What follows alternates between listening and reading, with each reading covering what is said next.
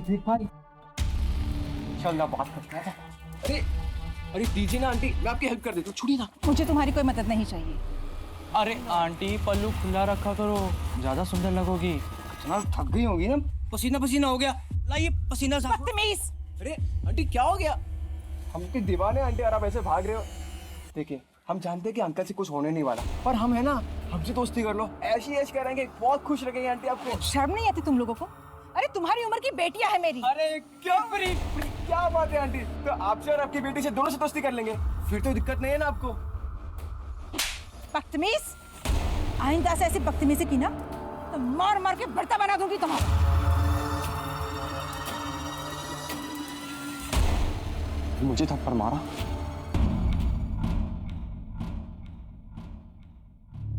ये रहा तुम्हारा स्टैंड। अच्छा पापा इसको लगा दो ना। हाँ।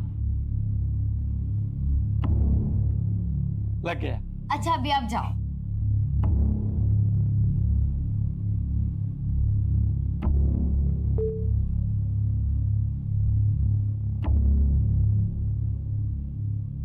हर एक की लाइफ में एक ऐसा मोड़ जरूर आता है जहां हमें हमारी गलतियां, घाव, कस्में, वादे भूलकर आगे बढ़ना होता है। आज मैं भी ये करने जा रही हूँ। अपने इस नए लुक के साथ अपनी जिंदगी की नई शुरुआत करने जा रही हूँ। मम्मी पापा देखे कौन है?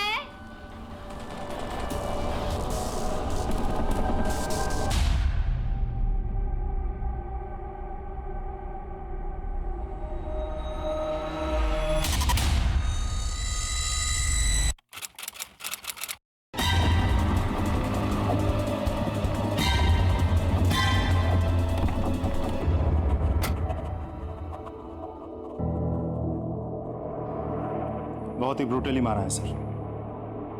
दादाजी मिलिंद सैनी आज सुबह गांव से आए हैं। सबसे पहले इन्होंने ही देखा था सर।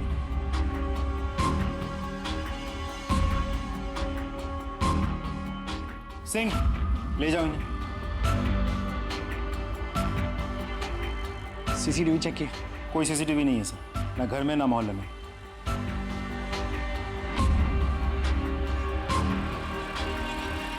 खून सूख गया मतलब मर्डर 10 से 12 घंटा पहले हो चुका।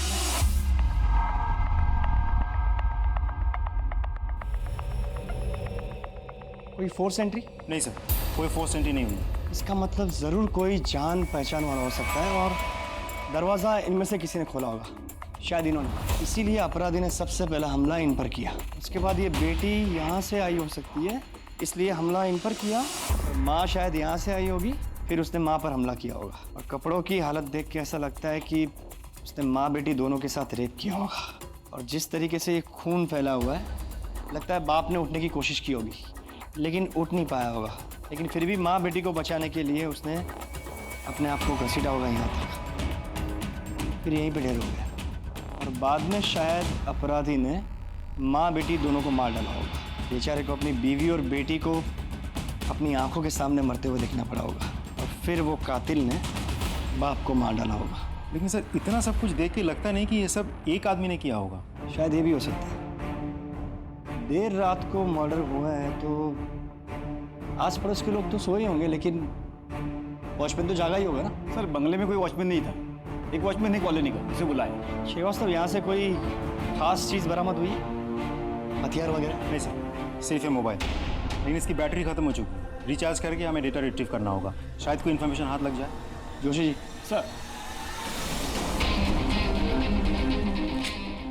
सर ये चॉकलेट का रेफर मिला है। जोशी।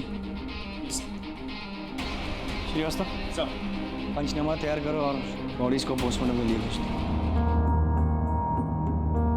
सर ये रहा वॉचमैन। कल रात तुम ड्यूटी पे थे? जी साहब। यहाँ इतना बड़ा हादसा हो गया, तुमने कोई आवाज़ नहीं सुनी, कोई चीख पुकार नहीं सुनी? नहीं साहब, मैंने कोई भी आवाज़ नहीं सुनी। अंदर से बाहर या बाहर से अंदर किसी को आते जाते देखा था?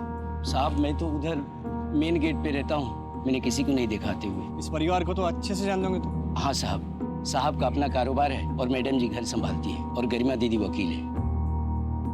ठीक है, जाओ तुम।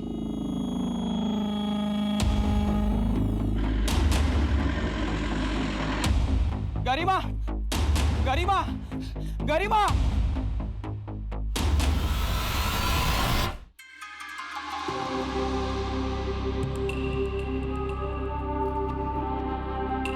हाय विक्की। रजिया, ऐसा क्या अर्जेंट काम था? विक्की, मैं मेरिट लिस्ट में आई हूँ। अरे ये तो बहुत अच्छी बात है, तो फिर इतना टेंशन में क्यों हो? पर फिर भी मुझे कॉलेज में एडमिशन नहीं मिल पा रहा है। मैनेजमेंट पैसे लेकर कम परसेंटेज वालों को एडमिशन दे रही है। तुम उन्हें पर्सनली जानते हो ना, प्लीज़ मेरी हेल्प करोगे? अच्छा ठीक है, मैं ट्राई करके देखता हूँ। Okay, thank you so much, you are my truly best friend.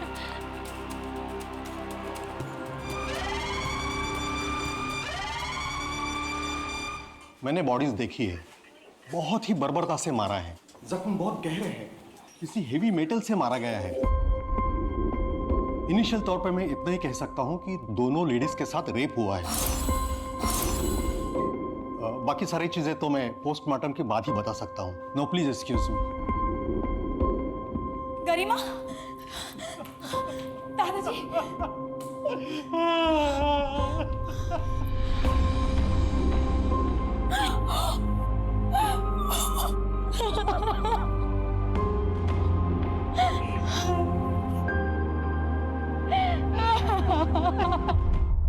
Sorry for loss. आपको क्या लगता है किसने किया होगा ये? सैनी परिवार के किसी के साथ कोई दुश्मनी? नहीं सर, मेरे ससुराल वाले बहुत भले लोग हैं। आई मीन थे, अपने काम से काम रखते थे और सबसे अच्छे रिश्ते थे उनके। चिराग या गरिमा के प्रोफेशन की वजह से किसी के साथ कोई दुश्मनी? सर हमारी बिजनेस या कामकाज से रिलेटेड कभी कोई खास बात होती नहीं थी। शायद सारिका को कुछ पता हो। सर जिस बर्बरता से माँ और बेटी दोनों का रेप किया गया है, गहरे घाव देके मारा गया है, उससे तो साफ जाहिर होता है कि अपराधी उनसे सख्त नफरत करता था, तड़पा तड़पा के मारना चाहता था। सर इस नफरत की वजह प्रोफेशनल भी हो सकती है। फिलहाल दोनों ऑप्शंस ओपन रखते हैं। जी सर, मैं ही चिराग सर की मैनेजर हूँ। आई मीन थी। चिराग सैनी जी का किसी के साथ कोई झगड़ा हुआ था उनका, या किसी ने उनको धमकाया था? जी सर, चिराग सर ने अपना गाला किराए पर दिया था सिद्धार्थ सीमा को। वो लोग वहाँ पर एक स्टूडियो चलाते थे। लीज खत्म हो गई पर वो लोग खाली करने को तैयार नहीं थे। इसी बात को लेकर चिराग सर और सिद्धार्थ में काफ़ी बहस हुई। चिराग सर को धमकाया भी सिद्धार्थ ने। चिराग सर इस बात को लेकर कोर्ट जाने वाले थे। एक बात बताइए, आपकी इस जगह की लीज खत्म हो गई थी, फिर भी आपने ये जगह खाली करने से मना कर रखा था। ऊपर से आपने उसे धमकी भी दी थी, ऐसा क्यों? नहीं सर, ऐसा कुछ नहीं है। हमारे बीच ऐसी कोई कहासुनी नहीं हुई। उल्टा वो तो लीज बढ़ाना चाहते थे। हमारी तो बात भी हुई थी इसको लेकर। इस बात का कोई प्रूफ है आपके पास? अब सर हो ही नहीं रहे तो कहाँ से लाए प्रूफ? Thank you. अच्छा हुआ तूने झगड़े की बात नहीं, वरना तू भी। जल्दी क्रिमिनल्स पकड़े जाएंगे। आप इस हादसे के बारे में हमसे कुछ शेयर करना चाहती है तो? कल ही माँ का फोन आया था। माँ बहुत परेशान थी। सारिका, मैं जब घर आ रही थी तब 3-4 लड़कों ने मेरा रास्ता रोक लिया था और मेरे साथ बदतमीजी की थी। क्या? कौन थे वो लोग? अरे वही जो नुक्कड़ पे बाइक पे बैठे रहते हैं ना। तो माँ आवाज लगा देती, किसी से मदद मांग लेती। लेकिन बेटा मैं किसको आवाज दी थी? आसपास कोई था ही नहीं। लेकिन मैंने भी उनको कस के थप्पड़ मार दिया। मुझे तो लगता है कि उन्हीं लड़कों ने माँ, पापा और गरिमा के साथ।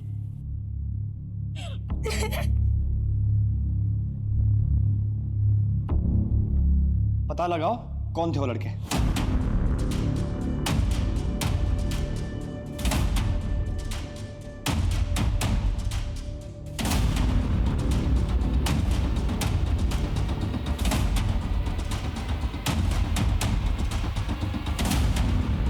सर हर जगह देख लिया, वो तीनों लड़के कहीं नहीं मिले। उन लड़कों के रिश्तेदार, यार, दोस्त सब पे नजर रखो। हो सकता है किसी के यहाँ छिपके बैठे हो और उनके सीढ़ियाँ निकलवाओ। सर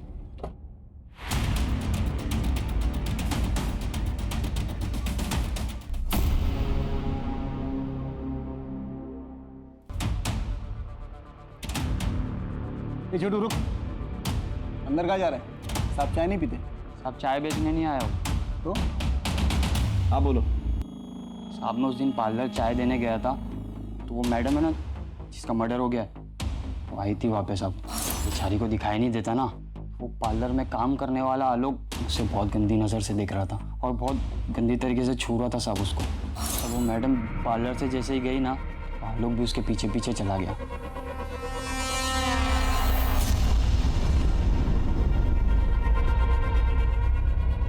हाँ जी सर, क्या हुआ? तू गरिमा का पीछा कर रहा था ना? नहीं सर, जब गरिमा तेरे सलून से गई तू भी उसके पीछे गया था। सबूत है हमारे पास। सर वो अपनी चाबी भूल गई थी, मैं वही देने गया था उसे। चाबी देने घंटों लग जाते हैं। हाँ, उसके पीछे पीछे उसके घर तक गया, फिर क्या किया? सर चाबी देने के बाद मैं अपने घर चला गया था। भला मैं गरिमा का पीछा क्यों करूंगा? ताकि देर रात उसके घर जाकर उसका रेप कर सके और उसे मार सके। नहीं सर, मैं उसके घर नहीं गया। ये ऐसे नहीं मानेगा। ले चलो इसे और इसका डीएनए टेस्ट करवा। चल। सर, ये लोग आपसे मिलना चाहते हैं। सारिका जी, आप लोग बैठिए बैठिए, प्लीज प्लीज कहिए। सर, मुझे आपसे बात करनी थी। प्लीज। उन 3 आवारा लड़कों के अलावा मुझे विराज पे भी शक है। वो गरिमा से बदला लेने के लिए किसी भी हद तक जा सकता है। ये विराज कौन? गरिमा का एक्स हस्बैंड। गरिमा शादीशुदा थी? जी, पर उसका डिवोर्स हो चुका था। अनफॉर्चुनेटली विराज जैसा बदतमीज हस्बैंड उसे मिला। गरिमा,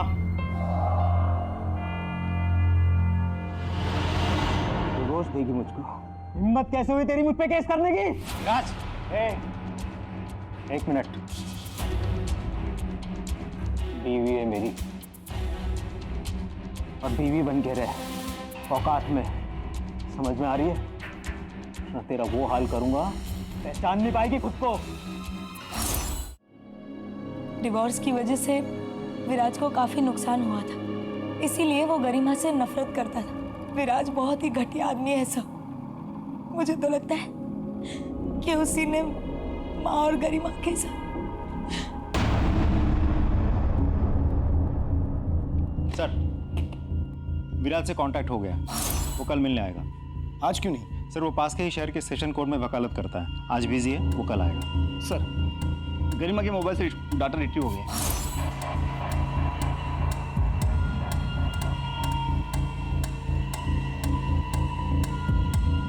एक बात तो तय होगी कि अपराधी एक ही है। सर, पोस्टमार्टम रिपोर्ट आई है। सर, मीनल और गरिमा दोनों का रेप हुआ है।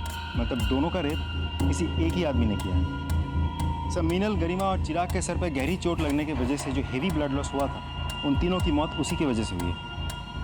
सर, गरिमा और मीनल के लाशों के साथ भी क्रिमिनल ने रेप किया है।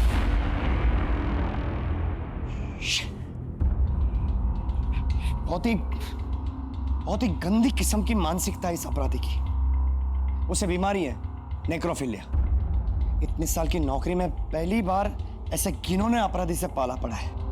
जरूर उसने पहले भी ऐसा कुछ किया होगा। और ऐसे गुनहगार एक गुनाह करके रुकते नहीं हैं, उन्हें इसकी लत लग जाती है। इससे पहले कि वो कोई और क्राइम करे, हमें उसे पकड़ना ही होगा। हमारे एरिया के आसपास के सारे ब्रोथल्स, मुर्दाघर, सबको सर्च करो। ऐसे गुनहगार हमेशा ऐसी ही जगहों पर पाए जाते हैं। हमें कोई ना कोई क्लू तो मिलेगी ही। अपराधी की दरिंदगी से भरी मानसिकता को देखकर पुलिस भी हैरान रह गई थी। ऐसे अपराधी को जल्द से जल्द पकड़ना बहुत जरूरी था। अब बात सिर्फ एक केस की नहीं थी, क्योंकि अगर अपराधी को जल्द से जल्द ना पकड़ा गया तो वो अपनी वहशी ललक को पूरा करने के लिए कई मासूमों की जान ले सकता था।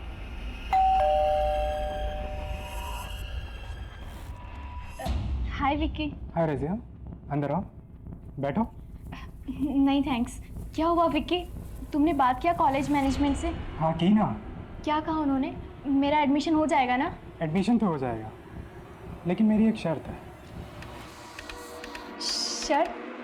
मतलब? तुम बहुत ही घटिया इंसान निकले और तुम्हें मैंने अपना दोस्त मानकर बहुत बड़ी गलती की।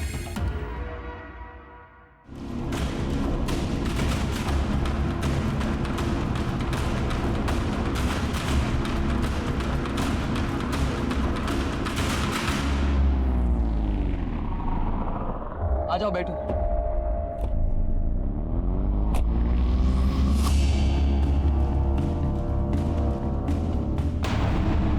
सर, गरिमा के कॉल रिकॉर्ड्स आ गए। कॉल रिकॉर्ड्स के मुताबिक गरिमा किसी शेखर नाम के आदमी के साथ रेगुलर टच में थी। हमने जब और पता किया तो कंफर्म हुआ कि गरिमा और शेखर के बीच अफेयर चल रहा था। शेखर? शेखर? किसी ने तुम्हारी गर्लफ्रेंड और उसके माँ बाप का खून कर दिया और फिर भी तुम उसे देखने तक नहीं गए? मैं उसे मरा हुआ नहीं देख सकता था सर। शोक मनाने का सबका अपना तरीका होता है सर। लेकिन तुम तो उसके बहुत करीब थे।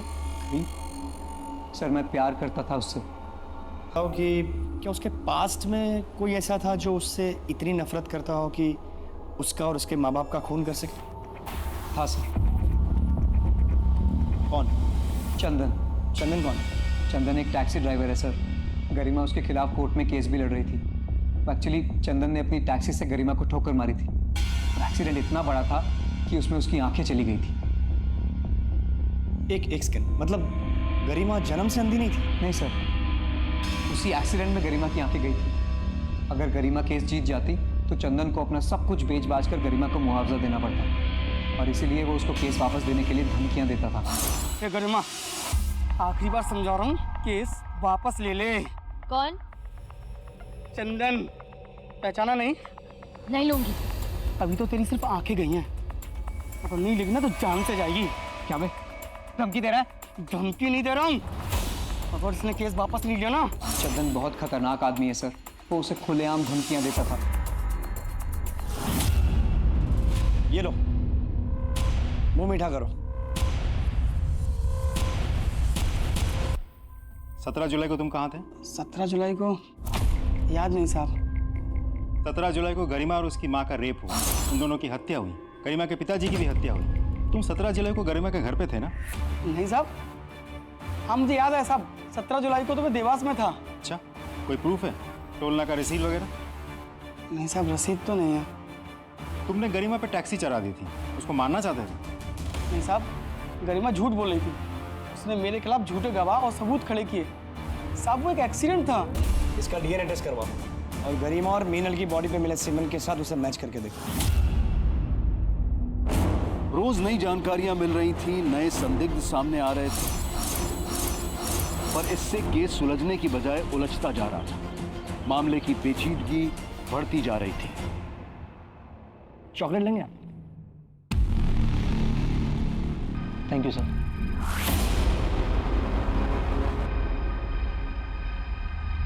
वैसे गरिमा के साथ आपके रिश्ते कैसे थे? सर शादी के बाद शुरू में सब बहुत अच्छा चल रहा था। हम दोनों हस्बैंड वाइफ एक दूसरे से बेहद प्यार करते थे, लेकिन सर हम दोनों ही लॉयर थे और एक ही कोर्ट में प्रैक्टिस किया करते थे, इसलिए पता ही नहीं चला कि कब हम दोनों के बीच का प्यार कंपटीशन और राइवलरी में बदल गया। सर हम दोनों के बीच की गलतफहमियां इतनी बढ़ गई कि बात डिवोर्स तक पहुंच गई। लेकिन सर गरिमा के साथ जो हुआ वो सुनने के बाद मुझे बहुत बुरा लगा। She deserve better. सारिका बता रही थी आपने गरिमा को धमकाया था। सर सारिका खुद अपनी शादी ठीक से नहीं संभाल सकती, वो मेरी शादी के बारे में क्या बताएगी। और सर ये सच है कि गरिमा के साथ सेपरेशन के बाद मैं बहुत ज़्यादा डिस्टर्ब रहने लगा था, पर सर हमारा रिश्ता धीरे धीरे ठीक होने लगा था। आपको क्या लगता है गरिमा को किसने मारा होगा? आपको किसी को शक? सर जब गरिमा और मैं साथ थे तब शेखर नाम का एक लड़का गरिमा के काफ़ी करीब आने की कोशिश करता था। मुझे लगता है कि उसने ये सब किया होगा। और किसी भी कोई शक? नहीं सर, और किसी के बारे में मुझे कोई जानकारी नहीं। Thanks for your time. Sir suspect के लिस्ट में शेखर का भी नाम डाल दूं? दोनों पर नजर रखो। और ये विराज भाई साहब की कुंडली निकालिए। बैठिए बैठिए। कहिए। सर मुझे लगता है गरिमा और उसके मम्मी पापा को मेरे हस्बैंड ने ही मारा है। तुम्हारे जैसे किराएदार मुझे नहीं चाहिए। वैसे भी 4 महीने से ये ऑफिस का लीज खत्म हो चुका है ना, तो प्लीज तुम छोड़ के जाओ ऑफिस। ये जगह मैं नहीं छोड़ूंगा, जो उखाड़ना है उखाड़। मतलब लॉयर है मेरी बेटी, कोर्ट में केस करूंगा, समझा? कोर्ट की धमकी किसे दे रहे? दिमाग फिर गया ना तो एक ही झटके में तेरी पूरी फैमिली काट डालूंगा। सर उन्होंने मुझे भी धमकी दी थी कि पुलिस से झगड़े वाली बात छुपा के रखना, नहीं तो वो मुझे भी मार देंगे।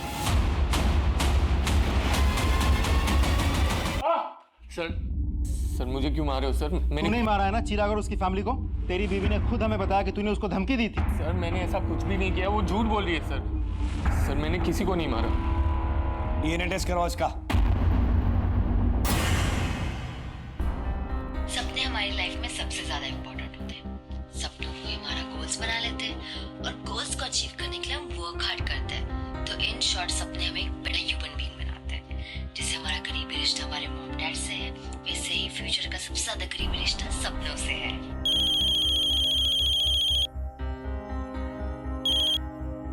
हाय बेटा। हाय पापा। पापा आप क्या कर रहे हैं? कुछ नहीं बेटा, थोड़ा काम में था। खाना खाया आपने? नहीं बेटा, अभी खा लूंगा। आपने खाया? हाँ पापा। Very good. और होमवर्क किया? आज टीचर ने होमवर्क ही नहीं दिया। अरे वाह, लकी। ठीक है, तो आज जल्दी सो जाना। No more TV. ओके पापा। बाय। बाय पापा।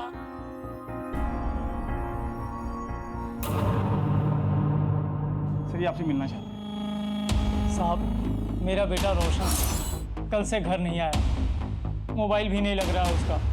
मैंने सब जगह जाकर देखा, उसके दोस्तों से बात की, पर किसी को कुछ मालूम नहीं। कहाँ काम करता है आपका बेटा? रोशन आपके यहाँ काम करता है?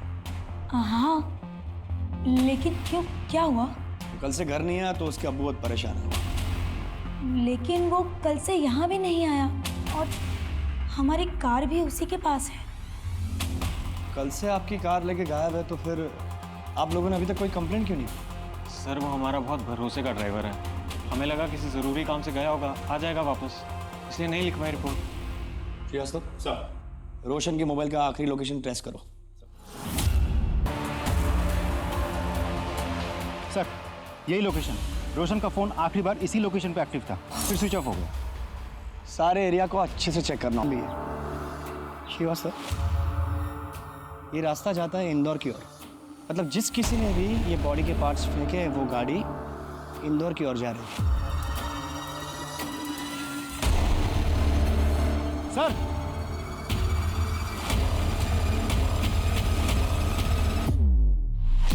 करवा sir. Joshi ji sir, collect. Yes sir.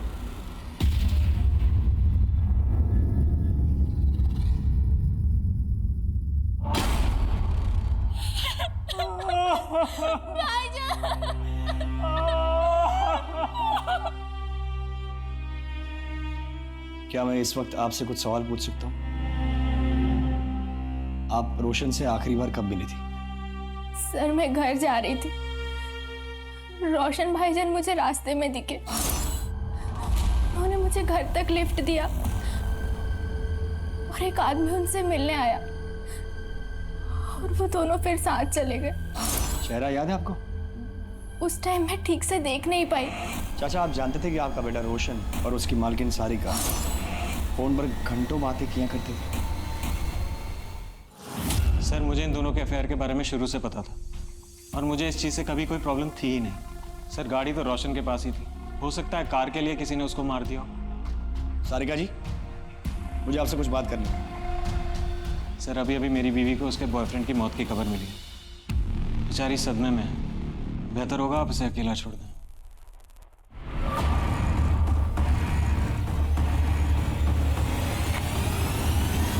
Sir कुछ तो गड़बड़ है। एक पति इतना कैजुअली अपनी ही पत्नी के बॉयफ्रेंड के बारे में बात कर रहा है, उसे अपने बॉयफ्रेंड की मौत का मातम बनाने दे रहा है। कुछ अजीब नहीं लगता आपको? सर विराज ने भी इनके रिश्ते के बारे में कहा था। सर वो दोनों कुछ झूठ बोल रहे हैं। एक काम करो, हमारे किसी भरोसेमंद खबरी को बोलो, इन दोनों पर नजर रखें। गरिमा, गरिमा, गरिमा, गरिमा, गरिमा कहाँ है? मुझे उसे चॉकलेट देनी है। ये चिराग का मोबाइल तेरे पास कैसे आया? ये मेरा फोन है। चल, चल। अरे मेरा फोन है। अरे मेरा फोन है। सर ये देखिए, मेरे बेटे चिराग का मोबाइल ये चिंटू के पास मिला। ये मोबाइल ठीक से चेक करो, हो सकता है ये केस सॉल्व करने के लिए हमें कोई इन्फॉर्मेशन मिल जाए। सर ये चिंटू हमारे पड़ोसी का बेटा है सर, हमेशा गरिमा के पीछे पीछे घूमता था, उसे चॉकलेट्स भी देता था। चॉकलेट का रैपर मिला है। सर मुझे तो पक्का यकीन है इसने ही मेरे बेटे, बहू और पोती का मर्डर किया होगा। चिंटू, अरे चिंटू बेटा तू यहाँ क्या कर रहा है? सर ये मेरा बेटा है, इसे क्यों बांध के रखा हुआ है? देखिए, चिराग जी का मोबाइल आपके बेटे चिंटू के पास मिला है, उसी के बारे में पूछताछ करनी है। चिंटू, तुम मुझे बताओगे कि ये मोबाइल तुम्हें कहाँ से मिला? वो पॉलिश वाला है ना, उसने कचरे में डाल दिया था, मैंने देखा, मुझे बहुत अच्छा लगा, इसलिए मैं उठा लाया। पॉलिश वाले का पता लगाओ। चल, एक बार फोन दिखा के पूछ ही लेते हैं। सर यही वो पॉलिश वाला। खाएगा चॉकलेट? ये मोबाइल देख, पहचानता है इसे? जी साहब। चोरी किया? नहीं साहब, वो चिराजी जूते पॉलिश करवा रहे थे, उनकी जेब से गिर गया।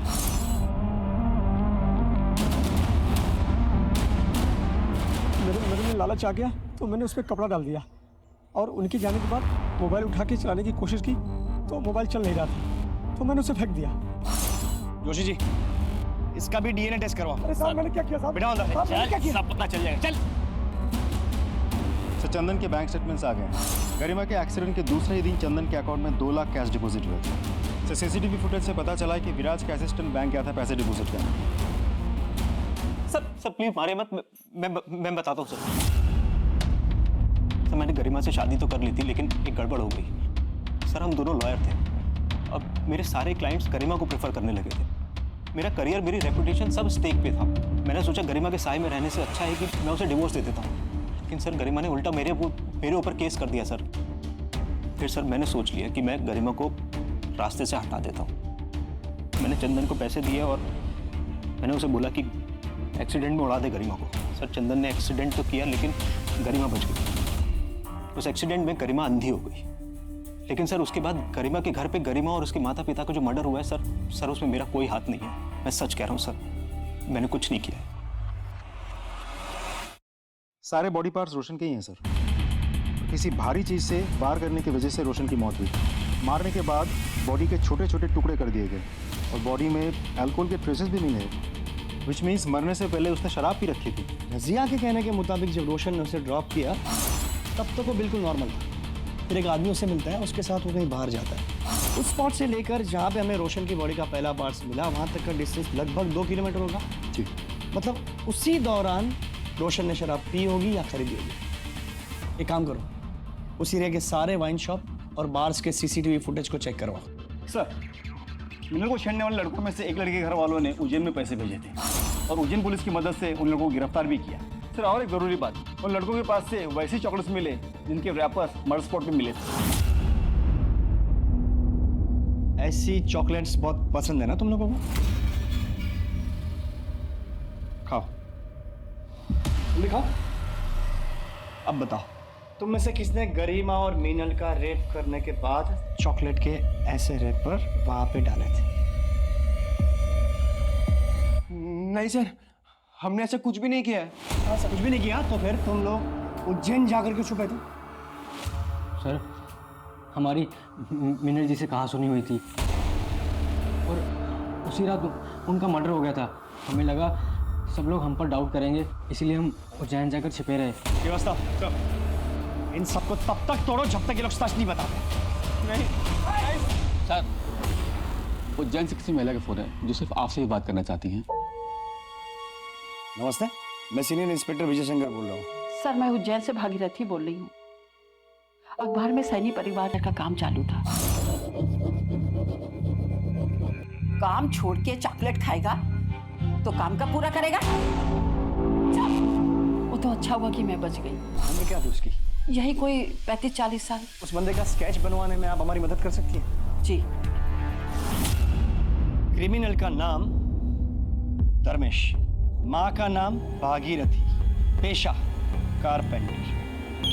Excuse me. Hello, okay, thank you. Sir, Kabir की गाड़ी इंदौर के पास मिली है। मतलब रोशन का कातिल भोपाल से इंदौर की ओर गया। इंदौर पुलिस को अलर्ट करो। सर, एक वाइन शॉप की सीसीटीवी फुटेज से रोशन को एक आदमी के साथ में शराब खरीद देखा गया। यस, इसी की तलाश थी। यही है इन केसेस का क्रिमिनल।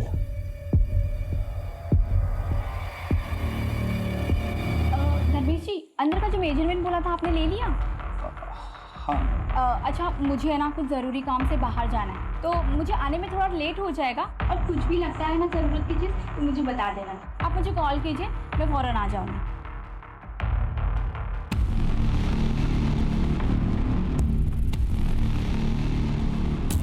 हाँ सर, यही है। सीधे तो हमारे घर का फर्नीचर बनाया था। इसका नंबर है आपके पास? हाँ, है ना। इस नंबर को सर्विलेंस पे डालो। सर, कारपेंटर का लोकेशन ट्रैक हो गया, इंदौर में।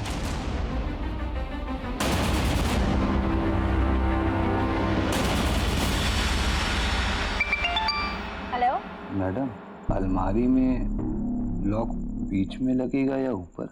भैया मैं भी ड्राइविंग कर रही हूँ, बस एक 10 मिनट में घर पहुँच रही हूँ। मैं आके आपको बताती हूँ, ठीक है? ठीक है मैडम, आ जाओ। हेलो सर, लगभग सारे घर चेक कर ली जहाँ पे वो हो सकता था, लेकिन अभी सिर्फ 2 घर बचे हैं। ठीक है, मुझे वहाँ का लोकेशन भेजिए।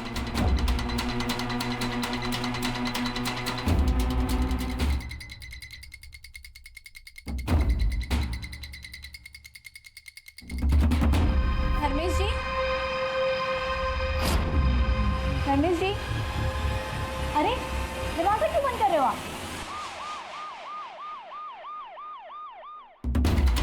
सर, यही वो लोकेशन है जहाँ पे वो कारपेंटर धर्मेश होगा। जोशी जी, आप इनके साथ यहीं रुकिए, तुम दोनों चलो मेरे साथ।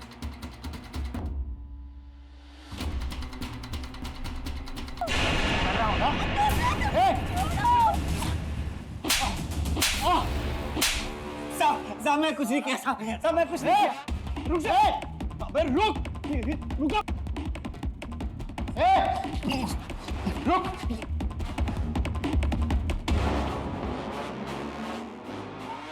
श्रीवास्तव,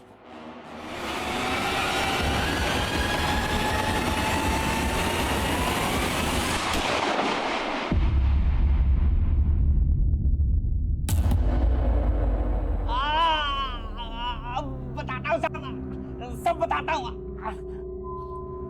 मैंने गरिमा के घर में फर्नीचर का काम किया था साहब, तभी से वो मुझे करती तो रेप भी नहीं करना पड़ता। मैंने अपनी पूरी जिंदगी में तेरे जैसा घिनौना अपराधी नहीं देखा।